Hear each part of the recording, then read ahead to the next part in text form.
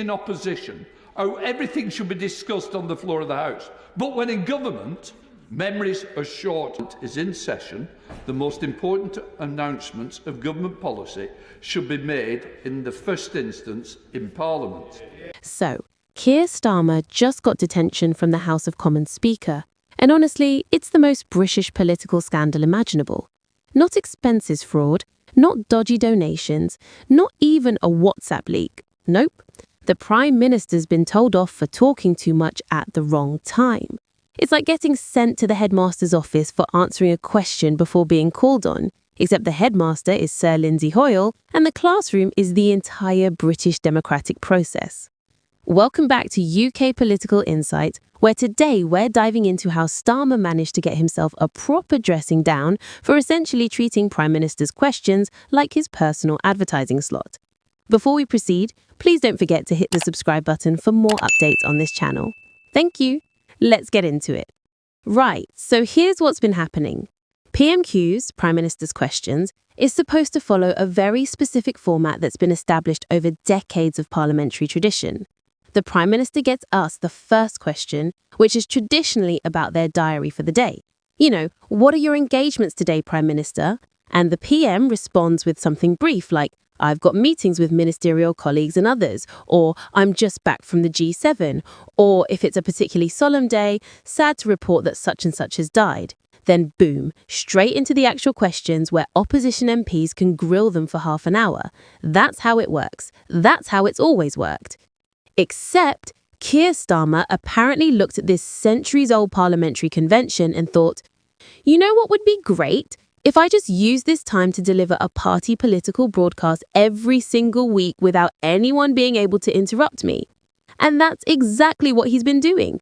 For weeks now, the Prime Minister has been using that first answer to go on lengthy monologues about how brilliant his government is, what amazing policies they've announced, how they're saving everyone money on energy bills and train fares in baby formula. No questions allowed, no opposition response, just Starmer standing there listing Labour's greatest hits like he's accepting an award at the Brit Awards. Today was particularly egregious. He spent a full minute, a full 60 seconds, recounting last week's budget, talking about cutting energy bills, freezing train fares, freezing prescription charges. Now, don't get me wrong, if you're a Labour supporter, you're probably thinking, great, our guy's getting the message out there. But here's the problem. This isn't how Parliament is supposed to work. PMQs exist to hold the Prime Minister accountable, to allow opposition MPs to question and challenge government policy. It's not supposed to be a free advertising slot where Starmer gets to monologue unopposed while everyone else sits there politely waiting for him to finish his TED Talk. And someone's finally noticed. Sir Lindsay Hoyle, the Speaker of the House of Commons, the man whose entire job is to maintain order and ensure parliamentary rules are followed, has privately given Starmer an absolute bollocking. Not in public, because that would be embarrassing for everyone involved, but behind closed doors, Lindsay's apparently told the PM in no uncertain terms to knock it off. Stop stretching the rules, stop turning PMQs into the Keir Starmer show. Policy announcements are supposed to be made by ministers in proper parliamentary statements, where opposition MPs can actually respond and ask questions. The timing of all this is absolutely delicious because Starmer first started this little trick at the end of October and people noticed immediately. Political journalists, opposition MPs, even some Labour backbenchers were raising eyebrows going, hang on, is he allowed to just do that? And crucially, people were asking where Lindsay was in all this. Why wasn't the Speaker shutting it down? The Speakers are literally there to enforce the rules. So why was he letting Starmer bend them every single week? Well, now we know. Lindsay was watching, Lindsay was not impressed, and Lindsay's had a quiet word, which is very British, very parliamentary, and very much a public humiliation for Starmer, even though it happened in private. Because once these things leak, and they always leak, everyone knows you got told off. Everyone knows you were breaking the rules and got caught. It's like when you're a kid and your mum tells you off in front of your friends, except your friends are the entire British political establishment and your mum is the Speaker of the House of Commons. Let's talk about why this matters beyond just the parliamentary procedure nerdery. Because on one level, yes, this is inside baseball stuff about Commons conventions and speaking time allocations. But on another level, this goes to the heart of how our democracy functions. PMQs isn't just theatre, although it absolutely is theatre. It's one of the few regular opportunities for opposition MPs to directly challenge the Prime Minister, to put them on the spot, to force them to defend their decisions in real time. When the Prime Minister uses that time to deliver pre-prepared speeches about how wonderful everything is without giving anyone the chance to respond, that undermines the entire point of the exercise. Parliamentary sources have been quite clear about this. Policy changes should be delivered by a minister to the House using a proper parliamentary statement. Why? Because statements have a built-in right of reply. Opposition MPs get to ask questions, probe the details, point out potential problems. It's accountability in action. When Starmer announces policies in his opening PMQs remarks, he's bypassing all of that. He's found a loophole that lets him make announcements without immediate scrutiny, and he's been exploiting it for weeks. Now, here's where it gets interesting from a political strategy perspective. You can absolutely understand why Starmer's team thought this was clever. PMQs is one of the most watched parliamentary events. It gets covered in the news, clips go viral on social media. It's when most normal people actually pay attention to what's happening in Westminster. So from a pure communication standpoint, using that platform to trumpet your achievements makes total sense. You've got the audience, you've got the microphone. Why not make the most of it?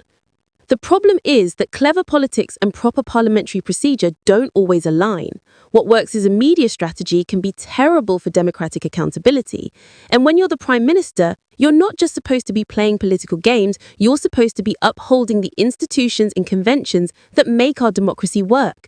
Starmer, of all people, should understand this. He's a former lawyer, a former director of public prosecutors, someone who's built his entire career on respect for rules and institutions. And here he is, bending parliamentary conventions to breaking point for a bit of positive press coverage. The Labour response to all this has been predictably defiant. Their source said they're proud of the steps they're taking to tackle cost of living, proud of taking £150 off energy bills, freezing train fares for the first time in 30 years, saving new parents hundreds on baby formula. Fine, be proud of your policies. But that's not the point. The point is that there's a proper way to announce these things in Parliament, and turning PMQs into a weekly infomercial isn't it. What makes this whole situation even more awkward is the optics. Starmer spent years in opposition positioning himself as the grown-up in the room, the serious statesman who respected institutions and followed the rules, in contrast to Boris Johnson's chaos and rule-breaking. He was the guy who'd restore integrity and propriety to government. And now he's in power and he's immediately testing the boundaries of parliamentary convention for short-term political gain? It's not quite Partygate levels of hypocrisy, obviously, but it's not a great look either. And you can bet opposition parties are absolutely loving this. The Conservatives have been struggling to land effective attacks on Starmer because he's so careful, so cautious, so determined not to make unforced errors. But this is a gift.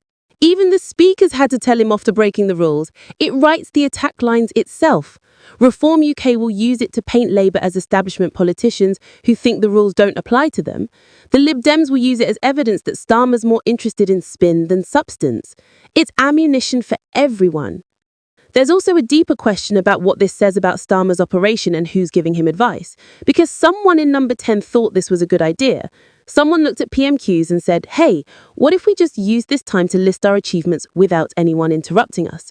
And even no one pointed out this might be problematic, or they did point it out and got overruled.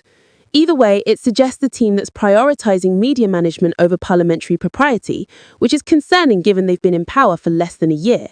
The really fascinating thing is how this fits into broader patterns we're seeing from this government. There's a sense that Labour came into power with this massive majority and decided that normal rules are more like guidelines. Whether it's Starmer's use of a donor's flat, questions about ministerial declarations, or now bending PMQ's conventions, there's a theme emerging that a government thinks it can push boundaries because it's got the numbers to get away with it. And maybe they're right in the short term, but in the long term, this stuff adds up. It creates a narrative, and once that narrative sets in, it's incredibly hard to shift. Lindsay Hoyle's intervention is significant because he's actually doing his job. The Speaker's supposed to be impartial, above party politics, the guardian of parliamentary procedure. When the Prime Minister tells the Prime Minister off, even privately, that's him saying the rules matter more than your party political convenience. And good for him, frankly. Because if speakers don't enforce these conventions, they erode. And once they've eroded, it's almost impossible to restore them. You end up with a parliament where whoever's in power just does whatever they want because there are no meaningful consequences. So what happens now? Well, Starmer's presumably going to dial it back at the next PMQs. He'll go back to the traditional brief response about his engagements and save the policy announcements for proper statements. He's been caught, he's been told off, he's not going to keep pushing his luck now that Lindsay's drawn a line in the sand. But the damage is done in terms of the story. PM admonished by Speaker is not a headline any government wants, and it will be dragged up again and again whenever questions arise about Labour respecting parliamentary conventions. The broader lesson here is about the dangers of getting too clever by half. Yes, you can technically exploit loopholes in parliamentary procedure to get better media coverage, but at some point, someone's going to notice, and when they do, the story stops being about your brilliant policies and starts being about you bending the rules. And for a Prime Minister who's built his brand on being proper and serious and respectful of institutions, that's particularly damaging. You can't position yourself as the antidote to Johnson-era chaos and then immediately start testing the limits of what you can get away with. Well, you can, but don't be surprised when people call you out for it. All right, if you've enjoyed what